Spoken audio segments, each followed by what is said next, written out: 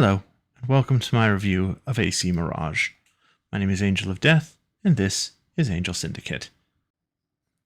Oh, Assassin's Creed Mirage, how you brought me back to a time past when Assassin's Creed games didn't have to be 100 hours long, or have a map so large you had to have a ship just to get around. Assassin's Creed Mirage was announced in September of 2022, following the release of Valhalla, and released just over a year later on October 5th, 2023. With a good story, great voice acting, a fun combat system, and a good-sized map, Assassin's Creed Mirage feels like a step into the past. That said, let's talk about the most recent release in one of Ubisoft's flagship franchises. Starting with gameplay, Assassin's Creed Mirage takes cues from past games in many ways, while giving you a lot of quality of life upgrades we could only dream about back in 2007 when the franchise got its start. But, like in 2007 and forward, there were some issues. The camera can be your best friend or worst enemy at times. Lining up the perfect jump right after sneaking past all the guards, or murdering them. Ready to get to the top of the tower to get that treasure, the synchronization point you've been working towards, or maybe just getting from one place to another and, oops, you fall into your death. While this isn't a deal breaker, I did find it take me out of the immersion of the game at the worst moments. Quests not populating correctly or NPCs unwilling to speak to you, again took me out of the immersion, but was never bad enough to make me want to turn the game off. The combat is fun, if more simplified than in the most recent titles, but still a lot of fun to learn and worth taking the time to master. Just don't get overconfident, lest you find yourself in overwhelming odds, and if you're really unlucky, finding yourself fighting a large mob or one of the elite guard, who, one-on-one they're hard, and when fighting others, impossible. The overhauled pickpocket mechanic is fun, if frustrating at times, and it is nice that it is something that can be turned off in the settings or made easier with skill upgrades. One of the things that returns in AC Mirage are traditional assassinations, meaning that you're given a mission in order to assassinate a specific target, a number of ways to do it, and then given free reign to complete the mission however works best for your playstyle. A new and interesting currency joins Assassin's Creed in this iteration.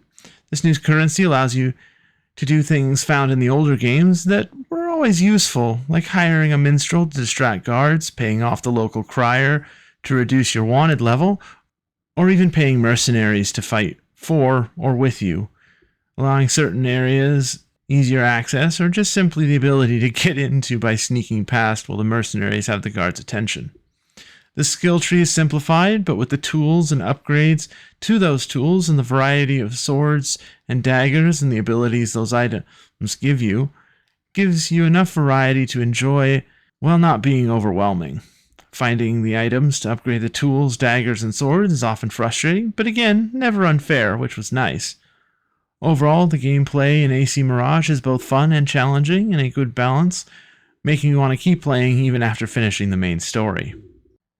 The map in Mirage is much smaller than any of the three most recent Assassin's Creeds, or even Assassin's Creed Black Flag. But is the small map a bad thing? I didn't think so. It gave the developers the ability to focus on making the city feel more lived in, and more interesting by doing so.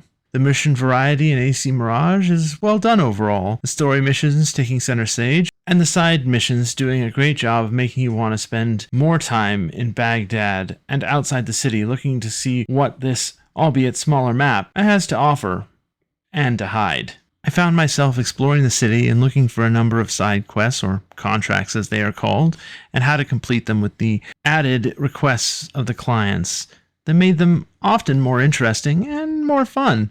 While I was going in loud was easy and sometimes rewarding, being stealthy often not only got me what I was looking for, but also was more enjoyable as I would get greater rewards.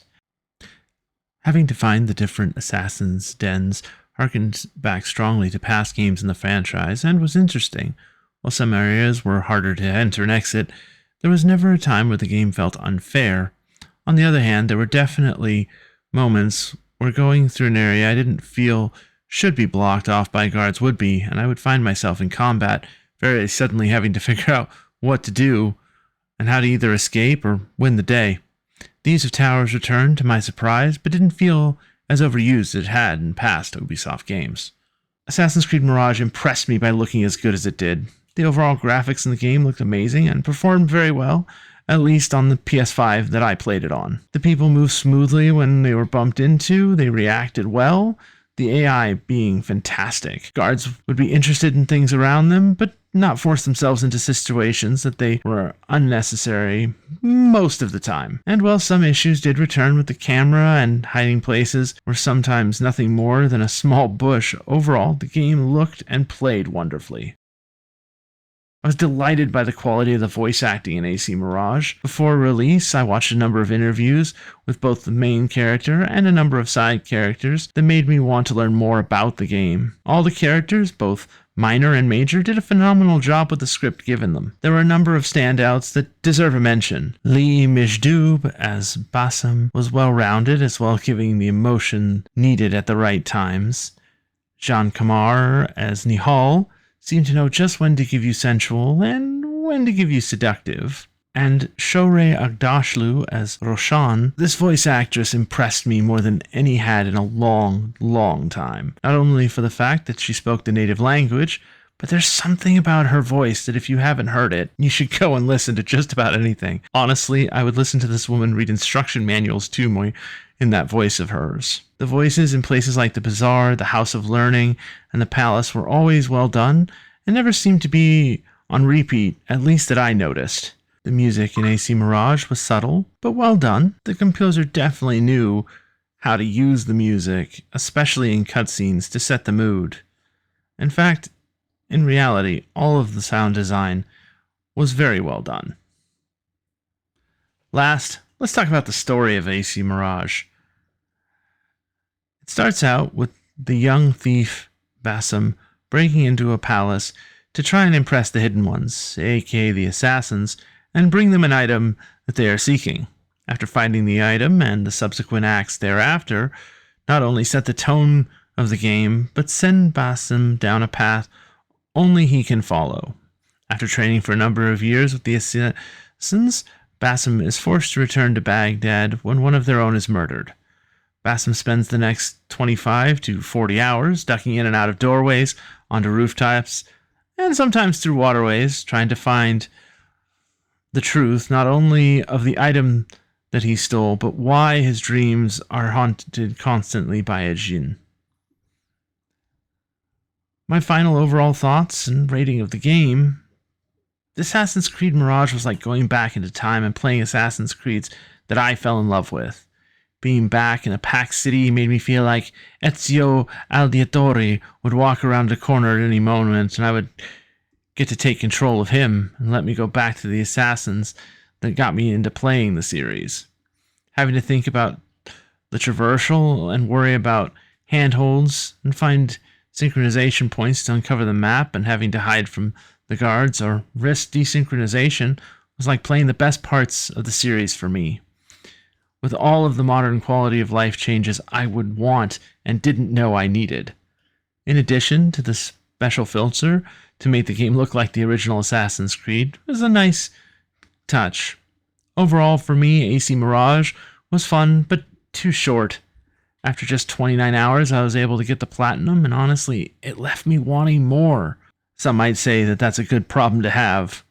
Personally, for me, it felt more like there were just enough loose ends to make me want just a little bit more. But all that said, at the end of the day for me, Assassin's Creed Mirage is a solid 8 out of 10.